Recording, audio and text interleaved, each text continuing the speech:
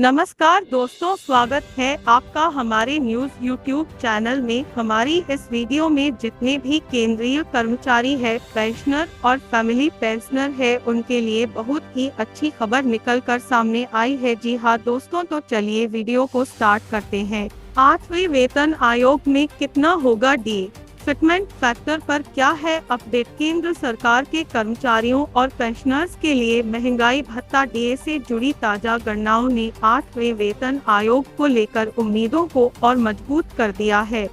अभी तक सरकार ने नए वेतन आयोग की आधिकारिक घोषणा या उसकी टाइमलाइन स्पष्ट नहीं की है, लेकिन मौजूदा डीए के आंकड़े भविष्य के फिटमेंट फैक्टर का एक अहम संकेत दे रहे हैं। इसी वजह से कर्मचारी और रिटायर्ड लोग इन नंबरों पर खास नजर बनाए हुए हैं। इस समय 7वें वेतन आयोग के तहत डीए 7% के पार पहुंच चुका है। लेबर ब्यूरो के आंकड़ों के मुताबिक दिसंबर 2025 में CPI-IW इंडेक्स 148.2 रहा, जिससे जनवरी-जून 2026 के लिए करीब 2% डीए बढ़ने की उम्मीद है। ऐसे में कुल डीए लगभग 7.34% बैठता है, जिसे आमतौर पर 7% मानकर भुगतान किया जाता है।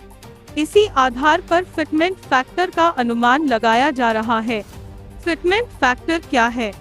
फिटमेंट फैक्टर दरअसल वह मल्टीप्लायर होता है जिससे कर्मचारियों की बेसिक सैलरी तय होती है।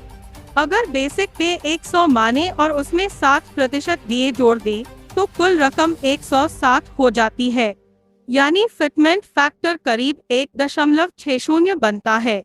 एक्सपर्ट्स का मानना है कि यही 8वें वेतन आयोग के लिए न्यूनतम बेसलाइन हो सकती है और इससे कम की संभावना काफी कम दिखती है।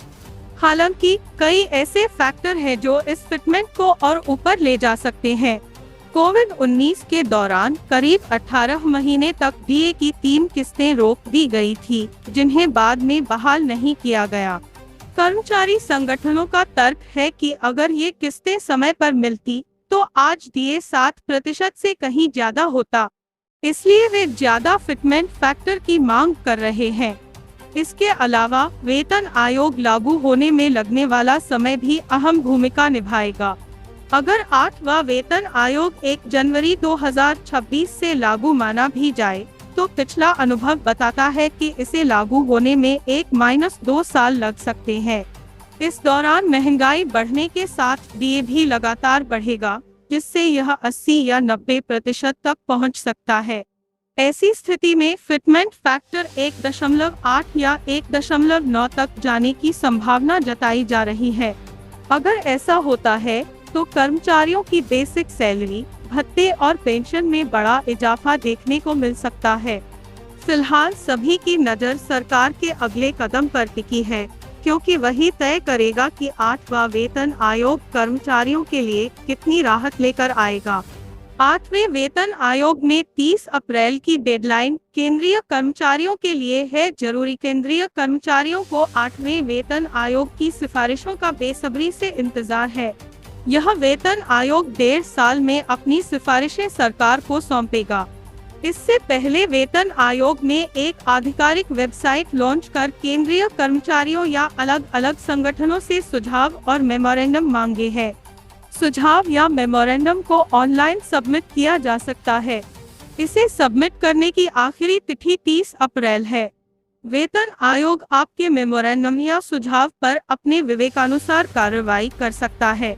जरूरत पड़ने पर इन्हें संबंधित मंत्रालयों, विभागों या हितधारकों के साथ विचार विमर्श, प्रतिक्रिया, प्रक्रिया या परामर्श के लिए बिना किसी आपकी पूर्व सूचना या स्वीकृति के साझा किया जा सकता है।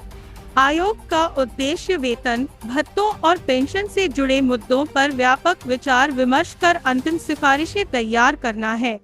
कौन कौन दे सकता है सुझाव? केंद्र सरकार के औद्योगिक और गैर औद्योगिक कर्मचारी अपने सुझाव दे सकते हैं। इसके अलावा ऑल इंडिया सर्विस के अधिकारी, रक्षा बलों के जवान और अधिकारी तथा केंद्र शासित प्रदेशों के कर्मचारी भी अपने विचार आयोग तक पहुंचा सकते हैं। Indian audit and accounts department के अधिकारी कर्मचारी, संसद के अधिनियमों के तहत गठित नियामक निकायों आरबीआई को छोड़कर के सदस्य भी इस प्रक्रिया का हिस्सा है। न्यायपालिका से जुड़े वर्गों को भी इसमें शामिल किया गया है। इसके साथ ही केंद्र शासित प्रदेशों की अधीनस्थ अदालतों के न्यायिक अधिकारी भी इस प्रक्रिया में भाग ले सकते हैं। आयोग ने पेंशनर्स, सेवा संघों और विभिन्न मंत्रालयों, विभागों तथा संगठनों को भी अपने विचार रखने का मौका दिया है। कैसे दे सुझाव? इसके लिए सबसे पहले 8cpc.gov.in की आधिकारिक वेबसाइट पर जाएं। इसके बाद मेमोरेंडम सबमिशन पर क्लिक करना होगा। यह आपको एक नए टैब पर ले जाएगा, जहां आपको अपने सुझाव जमा करने के लिए अपने मोबाइल या ईमेल से लॉग इन करना होगा। वेबसाइट पर यह ऑप्शन दिया गया है कि आप किस हैसियत से सुझाव दे रहे हैं। मतलब क्या आप कर्मचारी हैं या पेंशनर्स हैं या फिर मिनिस्ट्री, डिपार्टमेंट आदि में कार्यरत है। वेतन आयोग के बारे में बता दें कि बीते साल सरकार ने वेतन आयोग का गठन किया। जनवरी में गठन की घोषणा पहली बार की गई तो नवंबर में समिति का गठन किया गया है। इस समिति की अगुवाई न्यायमूर्ति रंजना प्रकाश देसाई कर रही हैं।